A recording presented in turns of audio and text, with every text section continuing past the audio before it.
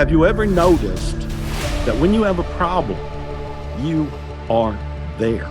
You're participating in it. You're creating it. To use secret terms, you are attracting it. It's so easy to point fingers. It is so easy to say, it's not me, it's COVID, it's the authorities, it's the president, it's the terrorists, it's climate. If you really want to create your reality, you want to manifest some of the things you've been longing for in your life, you've got to take your power back.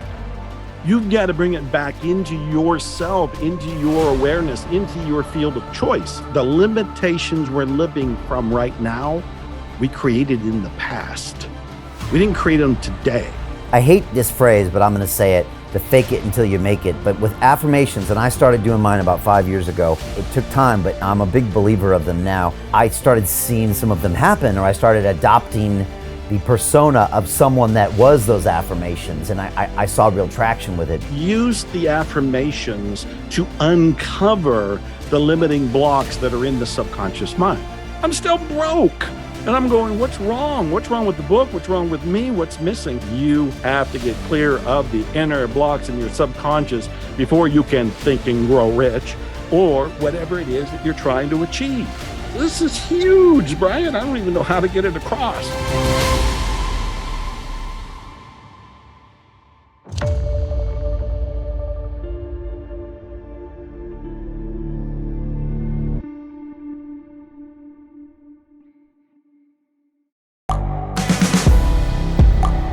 The world is changing.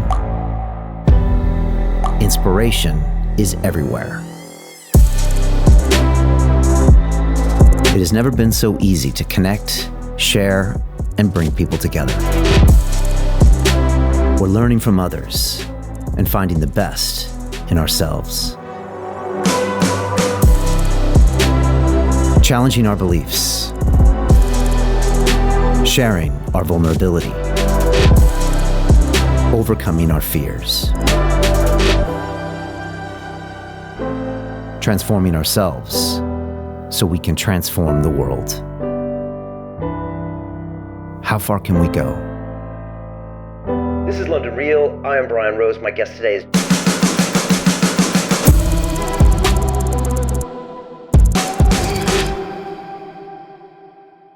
This is London Real. I am Brian Rose. My guest today is Dr. Joe Vitale, the spiritual healer, author, international speaker, and musician. You are best known as one of the world's leading personal growth experts, spending a large part of your career helping people achieve their goals by teaching them to overcome their limiting beliefs and empowering them to create positive change. You were one of the central stars in the hugely successful film The Secret, which is credited with transforming the lives of millions of people around the world through the use of the law of attraction. As an author, you've written over 80 best-selling books, including Zero Limits, The Secret to Attracting Money, and Life's Missing Instruction Manual.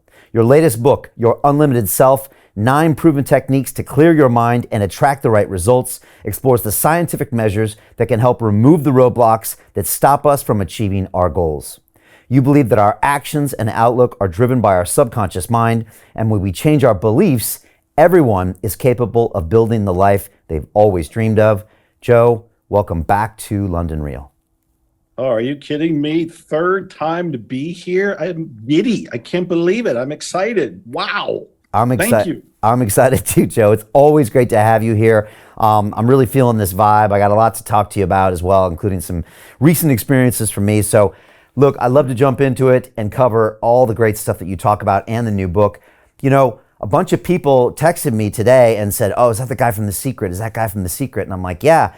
And I'd love it if we could just talk about that, you know, right out the gate, because a lot of people know you from being in this movie that was a huge blockbuster 10, 15 years ago, maybe. Right. And, you know, it was something I think the world really hadn't seen. And it put this idea into people's minds that, you know, maybe your power of your thought was stronger than people believed it was. But I remember the last time you were here, you said, Brian, since the movie was so short, they didn't actually understand everything I was saying, because you can't just think of the dream house and have it, or think of the business you want and have it, or think of the relationship. You've got to do more deep work, and I think that's deep work on your subconscious. But tell me, what do people get right about the movie The Secret, and what do they get wrong about the movie The Secret? Well, it's a great place to start. I love the movie. I'd be telling people to watch it whether I was in it or not. It had a profound effect on the planet and still is. It's traveling around the world and awakening people. What it's doing right and what people are getting right is the idea that your thoughts create. That's powerful. Most people don't even know that. Most people lead lives, as Thoreau said, of quiet desperation. And so they're living to their grave as a victim.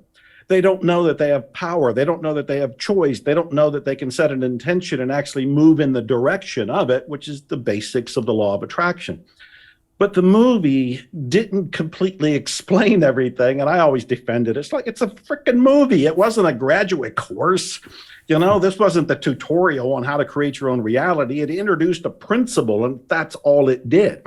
So if people got the principle, and most people did, wonderful. The movie succeeded and still is succeeding. But what it didn't go into and what people are missing is the follow through, so to speak. I'm even in the movie saying when you have an idea, you have to take action. I even say it's your job. And a lot of people watch the movie and say, hey, I saw you in it, Joe, but they fogged out when I got to that part. Because a lot of people want magical thinking. They want to sit there, visualize the romance, visualize the car, visualize the house, visualize the bike, the motorcycle, whatever, and have the doorbell ring. And they open it up and there's the love of their life. I don't dismiss that. I do believe in magic and miracles. My shirt says expect miracles. So my mindset is there, but I'm enough of a take action, entrepreneurial, prolific, productive guy to say, you have to co-create what you want. Visualizing it, intending it, thinking about it is only step one. That's the law of attraction. What do you want? Answer the question. But after that, you have to actually do something. And the example I often give, you mentioned in the introduction, I've written over 80 some books. If I had only sat and visualized being an author and imagined being an author and felt being an author, but never went to the typewriter in the old days or the computer these days, you would not know me as an author. At some point, I had to get off my butt and put it in a chair, turn on the electric typewriter back in the old days, and start pounding the keys. So learning that your mind creates, that's powerful. But you also learn that your body has to have the follow through, and you have to take action to co-create what you want to manifest. Yeah, that's really well said. It really needs both. And again, I would say probably, Joe, 90-some% of the world is walking around not even believing that your thoughts can manifest things. I mean, just because everything we're taught from kids. I went to school at MIT, got an engineering degree. Trust me, there was no class that said, if you think this will happen. The whole basis of that institution is the opposite of that, right? Everything is down to physics and particles that are all predetermined. And so a lot of us grew up in this world where, yeah, we kind of default to that victim status or default to everything's not in our control when the thought makes it actually in our control. But then, like you said, then it takes the action, which is the stuff that makes us uncomfortable, that makes us quote unquote fail, whatever that means. And maybe that's why people fog over. Maybe that's the subconscious saying, yeah, it's a great dream, but I'm just gonna maybe just sit back a little bit. Yeah, and hope that it shows up. And again, it might, but you have to really do the inner work to make things happen. You really have to get rid of the invisible blocks, right down to believing that anything is possible. If you don't believe that your thoughts create, you already have fueled a thought of limitation. You've actually proven the concept. Your thought created a limitation. But if you don't go past that to realize that you can create your own reality by thinking differently, most of us are married to our thoughts. When we have a thought, we think that's us. A great breakthrough, and this is going to be an awakening right here if people have never heard it before, is the understanding that you are not your thoughts. You have thoughts. It seems to be part of the organic human experience that they just bubble up into consciousness. But most of us, until we wake up, feel we are our thoughts. And so when the thoughts are depressing, we feel depressed. If the thoughts are downers, we feel down. If the thoughts are discouraging, we feel discouraged. We don't realize that, wait a minute, we're separate from the thought. We can choose to listen to it, or we can select a different thought or wait for another thought and then go in a new direction, which will make taking that action a little easier. There's so many levels to this. I don't even know where to begin to start to help people. Yeah, there are so many levels, but that one is a great way to start to people. Like you said, you're having depressing thoughts one day. Okay, well, those are just those thoughts. You're the you're the container, you're the bigger thing than that. And if you can just say, okay, I'm just having a day or an hour or a minute where I'm getting some depressive thoughts, just like it's raining in London right now, go figure, but it was sunny yesterday. And it's just something that's happening. It doesn't necessarily define who you are. That's a big start, right away, just to separate yourself from that. And then you said something else, which I think is interesting, Joe, because you said it's not just about the thought, it's actually really truly believing it. And I know a lot of people probably listening, and I did this in the past, you say an affirmation, I'm going to be a billionaire, I'm going to be happy, but deep down inside, you don't really believe it. And so you might as well just be reading the ingredients on your toothpaste tube at the end of the day. And you go deep on this, don't you? I love talking about it. Affirmations are one way to program the mind, but we really got to understand how they work. First of all, I remember having lunch with a woman years ago, and she said, I tried affirmations. Affirmations don't work for me. And I listened to her, then I looked at her and said, do you realize what you said was an affirmation? You just affirmed affirmations don't work for me. And as a result, you have the experience that affirmations aren't working, which means you proved that affirmations work. So it gets a little twisted, it's cyclical, but you have to awaken to the reality that what we're telling ourselves are affirmations. When we sit here, maybe somebody's watching, this is my third time with you, but maybe it's the first time for somebody watching, and they say to themselves, none of this stuff works for me, or that guy's just full of it. It's all BS. Those are affirmations. They're repeating their own limitations enough that they believe them. The thing to realize is that you can change the direction.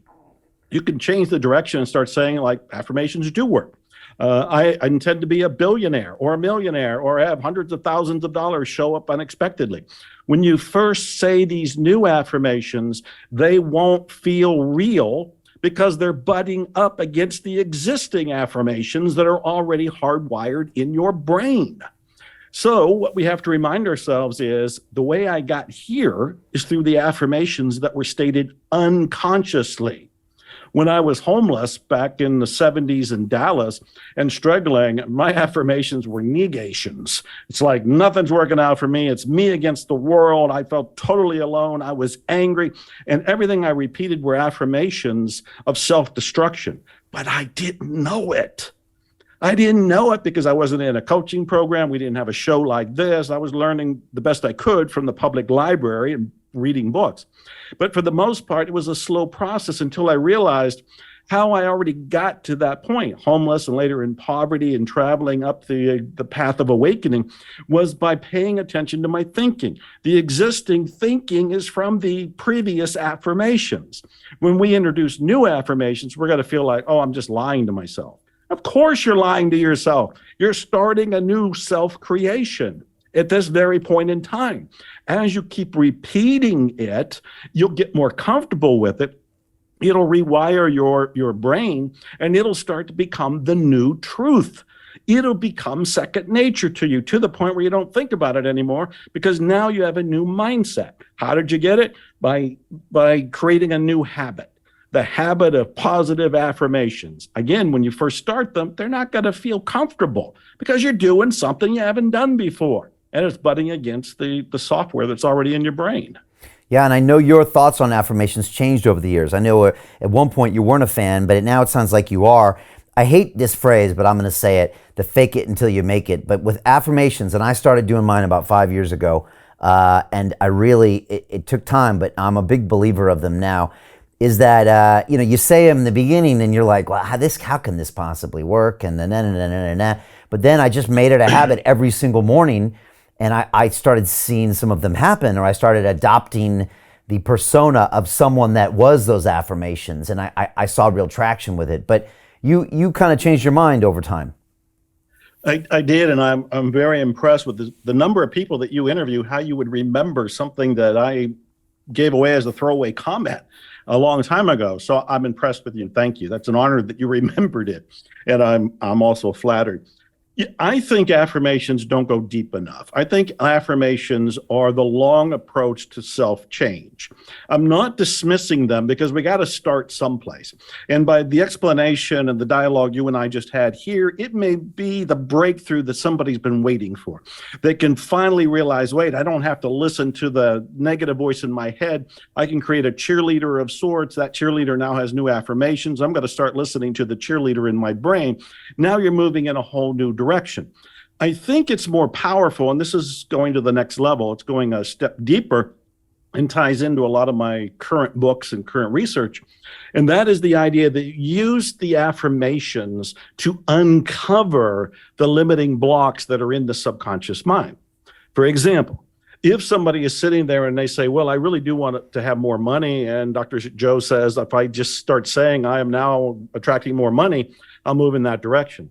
That's cool. That is a start. That's using an affirmation. But the next level is to pay attention to the rebuttal statements in your own head. When you say, I am now going to attract being a millionaire, whatever it is for somebody, and their little voice comes up and says, how in the world will that ever happen? That's not going to happen to me. It happens to Brian. It happens to Joe. It happens to the people in The Secret. It doesn't happen to me. All of that chatter needs to be cleared. That chatter is revealing the beliefs of limitation that are deeper than the affirmations. And in fact, when we release and erase those deeper levels of subconscious blocks, now the affirmations can deep dive and lodge. That can lodge because there isn't any interference. So the affirmations, just on the surface level, powerful. But also, I would say, use them to uncover the blocks in the subconscious/unconscious mind. As you find those, then we can start working on clearing them. When you clear them, magic happens at that point because you accelerate your results. The blocks are gone, and the blocks were all inside of you. They're not outside. That's what we all look, but actually it's inside. Yeah, really love the way you put that. You know, I train martial arts, and Brazilian Jiu-Jitsu is something I've been rolling for about 20 years. And if people don't know, when you start in Brazilian Jiu-Jitsu, you know, your first few months, you're taught a few of these techniques, submission techniques, and you get a white belt, which just means you're kind of starting. Now, if you train for about 10 years, you'll get a black belt. And, you know, a white belt in Brazilian Jiu-Jitsu after a few months, you know, can actually choke someone unconscious and do some stuff. And so a little bit of learning can get you a long way. And I would say that as an analogy, if you watch the movie The Secret, that alone will probably get you a step change of potentially, you know, 10 times better the way of looking at life. But then again, if you really want to get to the black belt level, you're going to have to say, okay, where's the action? Where's the subconscious? Same with affirmations. I'd say if you're not doing them, starting to do them will, first of all, immediately accelerate you forward. But over time, if you want to get black belt at it, you have to listen to, like you said, the feedback of the chatter and start going deep on why you're really not buying your own affirmations and do that work subconsciously in order to break through. And so I know we're hitting a bunch of different levels here. Let's talk about doing that subconscious work, because I think that's a lot of what your work is about. How do people start to address the subconscious, Joe? That's the $1 million question right there, is how do you address the subconscious? And maybe we have to look at why it's important to address it. Most of us are just driven by our conscious mind. We're listening to our thoughts, as we mentioned earlier. Most of us think we are our thoughts. Most of us think our thoughts are the only things that we have in terms of choice. So the thought comes in, we obey the thought, and our life just keeps stuck. We're just cycling through the same old problems. For most people, it's a relationship problem. Another person might have a health problem. Another person a financial problem. Each person seems to specialize in a particular block, and they keep cycling through it. They get a little break, then they have the problem again. They get a little break, they have the problem again. And it isn't until there's a wake up, and maybe it is for some people today, and they look within and go, well, maybe it's me. Maybe there's something in me that's running, a program that's running that is creating and recreating and rerunning the very same problem, especially when it's different for each person. We've each got a different program, so it keeps running there. That's the first level, is to realize there's something deeper. The deeper thing is the subconscious. What I use subconscious and unconscious interchangeably. It is the iceberg below what is seen. It's the iceberg underneath the water.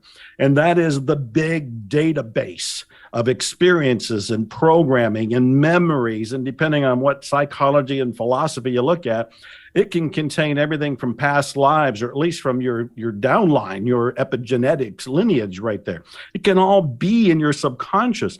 And we live from our subconscious. We think we're living from our conscious, but we're living from our subconscious. It's causing us to take actions. It's causing us to think in a different way, to believe in a different way. And if we want to do any change, it isn't just on the conscious. We have to go into the subconscious and kind of rewire it, clean it up, cut some wires, so to speak, in the software of the mind. And this is one reason why affirmations aren't my number one favorite thing to do, because we're still working on the conscious mind. We're trying to change the thoughts there. With repeated use and using it the way we've already described, will have an effect in the subconscious mind. We'll start to do the work there. But the really heavy duty work needs to be in the subconscious. And Brian, I'm sorry, this is where I get on a soapbox, because I think this is my contribution to the whole self-help industry. I think there's what I'm calling a missing secret. And the missing secret is that you can intend all you want. You can visualize all you want. You can do every fancy, latest, greatest, trendy, new agey technique and self-help, self-improvement technique that comes out that you want to try. That's great. And they will work as long as you don't have a block in your subconscious. If you can get what you want by saying, this is what I'm affirming, this is what I'm going to take action for, and then you go ahead and you create it, you didn't have a block. You did it. You're done. You can go on to the next thing. But if you're repeatedly saying, I'm affirming more money, or I'm affirming health, or I'm affirming relationship, but damn it, block, block, block, it doesn't seem to happen to me. It's probably a block in the subconscious. We have to go there. That's what I think is the missing secret. The self-help world doesn't seem to talk about it enough. I'm sure other people are, but I often feel like a lone voice. I think back to when I was homeless.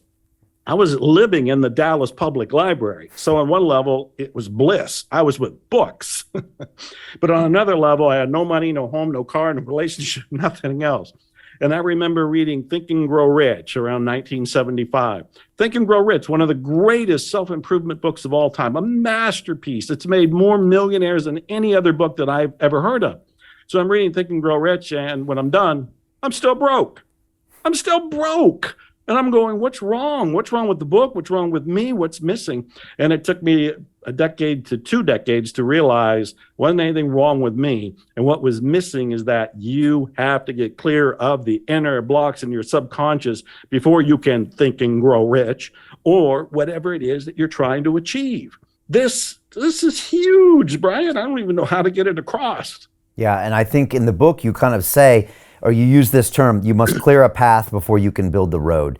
And you start going into these techniques of trying to clear, I guess, the subconscious and try to clear these things out. You have a bunch of different ways. Of course, the classic that I always remember you for is the Ho'oponopono. I probably messed that up. As one of your you did great. Clearing techniques, because I always remember you for that. But I guess, and I'm kind of moving into the book now, but is that really what the book is about? Is 9 of those techniques to go for the subconscious?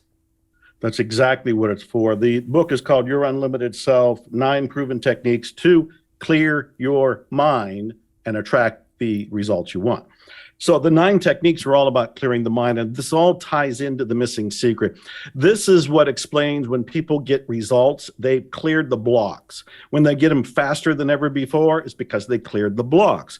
I have numerous stories from my own life. I think you and I talked about me being a musician at one point. Yeah. The very quick story is when I had turned 60, which at this point was almost 10 years ago, I decided I wanted to be a musician. And that was great. I stated my intention. We all have heard about stating intentions. I stated my intention.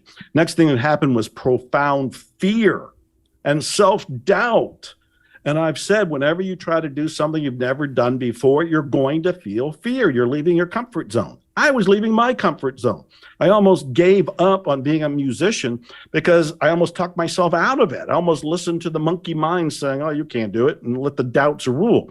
And then I realized, wait a minute, I'm the guy who was in The Secret. I'm the guy who was teaching people to go for their dreams and expect miracles. So I had to get clear. I had to go within myself to find out what were the limiting beliefs, delete those beliefs, and then the short story is going from nothing, no music experience, no musical background, had never been in the studio as a musician, didn't have a band. Anyway, I have a band. I perform with the Band of Legends. We've recorded. I have 15 albums, 6 of them singer-songwriter albums. Some of my music's been used in movies. Some of my songs were nominated for the Posy Award.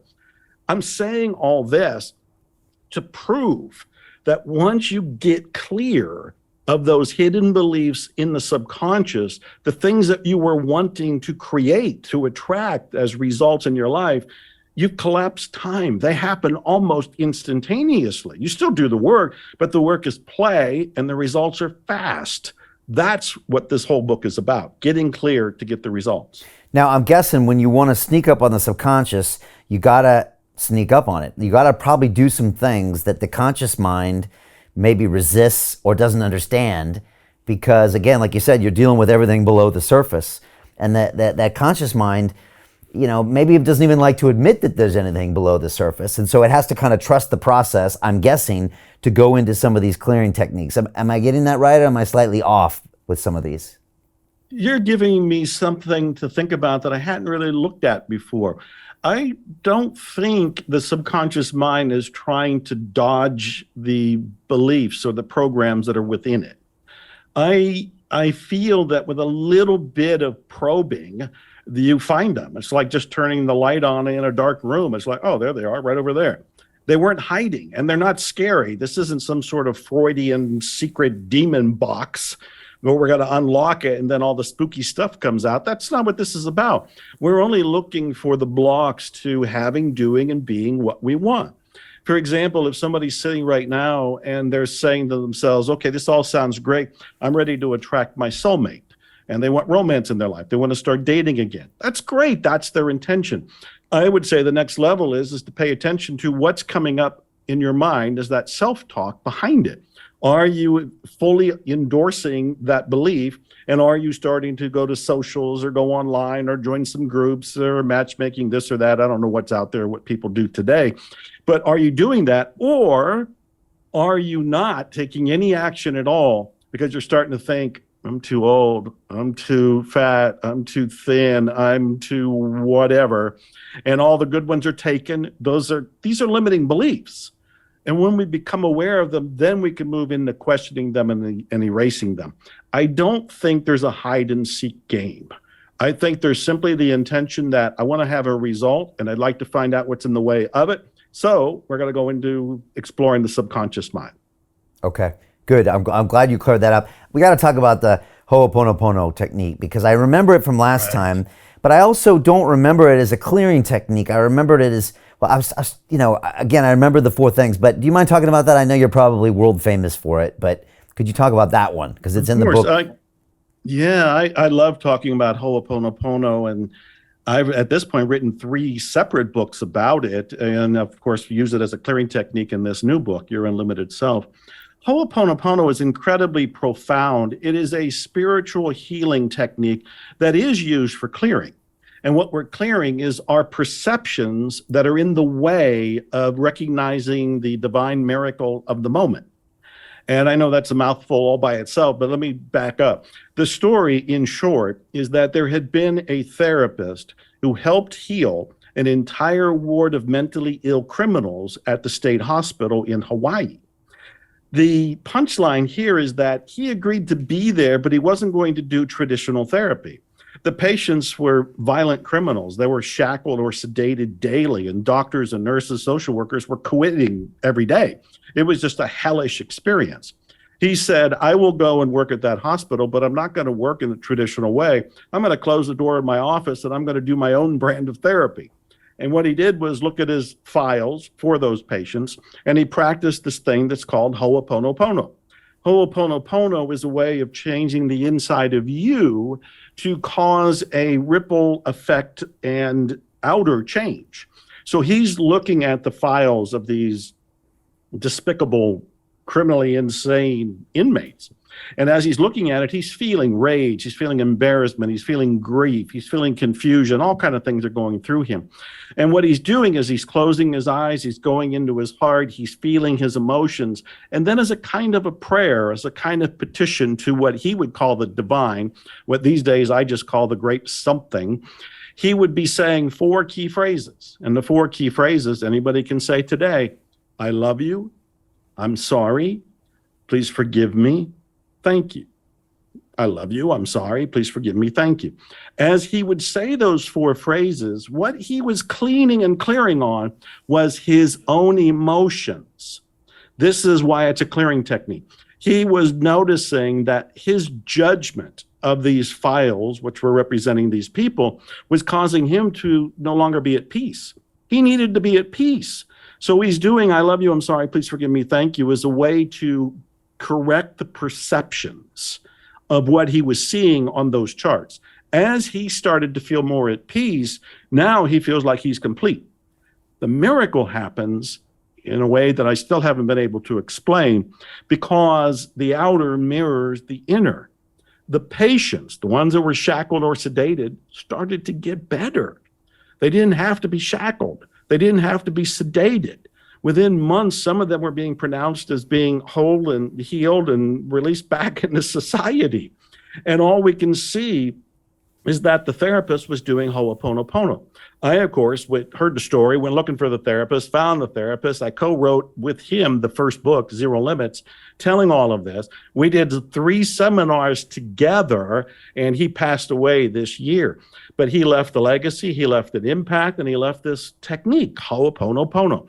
So when somebody is sitting there and they're thinking, well, I want to attract health, maybe they're not feeling so great, or they've got something where the medical people are saying that's incurable, or go write your will, go on home because that's it for you. Ho'oponopono would say, look inside yourself and how do you feel about it? How do you feel? Are you angry? Are you enraged because of this? Are you doubting it? Are you fearful? Where are you at emotionally? And Ho'oponopono would be brought in, I love you, I'm sorry, please forgive me, thank you, to help you clear your emotions. When you clear your emotions, which is cleaning the subconscious mind, you are now at a place, first of all, of serenity, and second of all, clarity. This means you can look around and you might see options you didn't see before. When you're coming from fear, my God, the blinders are on, you can't see your opportunities all around you. But then when you're at serenity and you can see your opportunities, you can see your choices, you can use wisdom to choose something that may heal you. And if not, you're now at peace, which is what you wanted all along anyway. So Ho'oponopono is incredibly powerful. I have seen it used and heard it used for probably anything anybody would ever mention. And this doctor, he just was in his office repeating this to himself. He didn't get he didn't get the inmates to do it. No, he didn't get anybody else to do it. After a while, some of the social workers or nurses would come up to him and say, we don't know what you're doing, but whatever it is, do it for us too. And then other ones would say, can you tell us what you're doing? But as far as I know, and of course I had interviewed the social workers, interviewed Dr. Hulen, who was the therapist, no, he never taught it to them. He was doing it as an inside job. It's fascinating. You know, I'm just coming up with a bunch of things. I'm just going to blurt them out. You know, these days, plant medicine is popular in the world, and some people drink things like ayahuasca. I've had my own experiences. But if you go back into the history of the shamans, traditionally, you would go to see the shaman. The shaman would drink the ayahuasca to heal you. And you weren't consuming it, but you could consume it because they were changing their energy state. And again, I just seen this because it sounds something similar to what this guy was doing. And it's amazing, you know, say someone who is super enlightened or calm that walks into the room, it can change an entire room. If people feel that energy, whether they're inspired by it or calm by it or whatever. I mean, you know, take it with the Dalai Lama walks in the room, like, you know, all of a sudden it just can change the vibe of it. So for people that initially think, well, how could that possibly be true? Like it kind of can be true. And that kind of a peace and energy is, I guess, infectious. And I guess that's what happened in this prison somehow. Yes. Well, I ended up writing three books about Ho'oponopono. Zero Limits was the first, and that by far has taken the world by storm, introduced it to humanity around the planet. And then I wrote, 10 years later, I wrote At Zero because I had heard so many questions and I answered them. And then fairly recently, I wrote The Fifth Phrase because I was introduced to a fifth phrase to use on top of the first four. The way to understand Ho'oponopono, at least in my opinion, is that its philosophy is that there is nothing outside of you. It's all an illusion. There's a little bit of Buddhism in there and a little bit of Jungian psychology in there because it's saying that everything else is a mirror. And so if there's anything on the outside that's bothering you, it's not really the outside. I know when the therapist, Dr. Hulen, and I did seminars together, one of his favorite questions would be, have you ever noticed that when you have a problem, you are there? You're participating in it. You're creating it.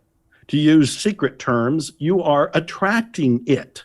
But you're not doing it consciously. It's not like you sat there and said, well, I'm going to create homelessness. I'm going to create this encounter with my neighbor or employee or a vendor. You didn't consciously do that. Subconsciously, it was there and it got manifested into what you're perceiving to be reality. But if you go back into where it all started and you dilute it with Ho'oponopono, I love you, I'm sorry, please forgive me, thank you, you then change what's actually causing the reflection. It's almost like your mind is an old movie projector, and it's just shooting out what you're observing, but you are not just observing it, you're in it. You're in the movie of your life, but it's being projected from inside of you. And if you want to change the movie of your life, one of the 9 different ways you can do it is Ho'oponopono. Yeah, it's beautiful. A friend of mine and a guest on the show, his name is Wes Watson, spent 10 years in the California prison system. He has a phrase. He says, you don't see the world through a window, you see it through a mirror. And Interesting. It's the way and when people first hear that, what are you talking about? But it's like, he also says that the way you view the world is a secret confession of self. And these are hard things for people to hear. Because like you said, they're like, no, there's a problem or that person's bad or blah, blah, blah, blah, blah. But it's all you. Believe me, but it is all you. And that is the hardest thing for people to get, especially with Ho'oponopono, because it's so easy to point fingers. It is so easy to say, it's not me, it's COVID, it's the authorities, it's the president, it's the terrorists, it's climate, it's pick something. It's really easy to just throw responsibility to somewhere else. And that's part of the wake up. And maybe that's a reoccurring theme for our time together today. It's the wake up is that if you really want to create your reality, you want to manifest some of the things you've been longing for in your life, you've got to take your power back. You've got to bring it back into yourself, into your awareness, into your field of choice. When we sit there and go, well, my life would be great if it wasn't for my parents, or my life would be great if it wasn't for fill in the blank, just pick somebody. And now we've got somebody as our scapegoat. Now we can say it's all their fault, and we don't change. We don't do anything. But if we can bring it all inside of ourselves and go, okay, the way I was brought up, they did the best they could. Whatever's going on in the world doesn't necessarily have to affect me personally, and go inside and make choices from our ability to choose our own direction. Now we're empowered. But I would say that one of the big complaints people have about Ho'oponopono is they don't want to take responsibility. They don't want it to have it on their shoulders. And to practice it, do you repeat those 4 phrases kind of over and over again? What's the best way if people want to try it? Yeah. Well, first of all, I would say try it, just like you just said. I would notice what's going on in the world and what's going on in the person's life. Almost everybody has something they're wrestling with virtually all the time. Pick whatever's going on in your life. Notice that it's inside of you. Notice that your perceptions about it being a problem or not are not outside. Where you're experiencing it as a problem is not outside. You experience a problem inside yourself. It's the only place you can experience it as a problem. So as we come inside of ourselves and we realize, okay, this is what I'm experiencing yet, pretend that you're talking to your version of God, the divine, Gaia. An atheist could say nature or the great cosmos or the energy field of all possibilities. As I said earlier, I just call it the great something. Joseph Campbell called it the great unknown, I think, or the great mystery. And so we have this conversation. We just say, I don't know where all these feelings are coming from. I don't know what created it, but thank you. I'm sorry. Please forgive me. I love you. I love you. I'm sorry. Please forgive me. Thank you. You can say it in any order. You never say it out loud. You never say it to another person. It's an internal experience, like a private prayer that you're saying. And since I seem to have the floor, let me explain this one more minute of how this works. When you say, I love you, I'm sorry, please forgive me, thank you, it's kind of shorthand for a longer process. You're basically saying, I'm sorry for whatever the belief is in me that I'm not aware of. Please forgive me for being unconscious to the operating system that's in my own mind. Thank you for resolving this, clearing this, erasing it, rewiring it, whatever it takes to return to peace and to remove the limiting program in the subconscious. And I love you for the process. I love you for my life. I love you for fill in the blank. You want to move into a state of love. So when you're saying, I love you, I'm sorry, please forgive me, thank you, there's a little bit more going on. And I'll say one more thing. I've done this enough to know that a lot of people object to saying, I'm sorry, or please forgive me. It's like, I didn't do anything wrong. And it's like, that's not where we're coming from. We're saying, I'm sorry and please forgive me for being unaware, being unconscious. And I use the example that if you go to a crowded store and you bump into somebody, don't you naturally turn and say, I'm sorry, because you didn't see them there? It doesn't mean you need to be flogged. You didn't do any crime kind of deserving punishment experience. You just bumped into somebody. That's the level of consciousness when you say, I'm sorry, please forgive me. It's like, I was unaware. I didn't know that this was going on in my brain. So I'm sorry it was there. Please forgive me for the programming that I was unconscious to receiving. Thank you for clearing it up. And I love you for the healing. That's kind of the longer process that's going on. Beautiful. I love this technique. I'm going to give it a try tonight and this weekend and see what happens. And now it makes more sense to me that you're saying this quietly to yourself. And then I like how you expanded on it as well. And look, if you can't say I'm sorry or please forgive me, that should be a pretty obvious a flag that you got, that the ego is in the way here somewhere. Thank you for saying that. I have often said that. If you can't say I'm sorry or please forgive me, then you better say I'm sorry or please forgive me. Exactly. Because your ego is blinding you to what's going on. Very well done, Brian. Yeah. And again, I just had another thought. One of my mentors, I meet some pretty colorful people in this job. His name is Dan Pena. He's known as the $1 trillion man. He's got a castle in Scotland. Apparently he uses my Taylor as well, but he has a phrase where he says, any problem in your life will immediately be replaced by an even bigger problem. And it's funny when he says that, because what he's really trying to say is your problems are coming from inside of you, you know? Yes. And if you're aware of that, and if you think about your life, you're always like, yeah, as soon as I solve that one problem, I always have this other problem. And then I have this other problem. And yeah, because they're all coming from inside of you. So if you can acknowledge that, you'll probably look at your entire life differently, as opposed to this stream of consciousness of, oh man, there's that, and then there's that, and then there's that. And except I've heard another mentor that said what they actually want in their life is high quality problems, because you know you're always going to have problems. So let's just have high quality problems, like my Lamborghini keeps breaking down. I have to pay so much taxes because I'm making so much money. Yeah, I'm too happy all the time. My face hurts because I'm laughing. You know, so I don't know. I'm just throwing out some ideas there, but it's if people do think about it, it's true. Any problem you have somehow always seems to be replaced by another one. Yeah, it seems like the subconscious mind is creating a fill in the void kind of a game. If you get rid of one problem, it's like, oh, we have a void there. Let's move something else over.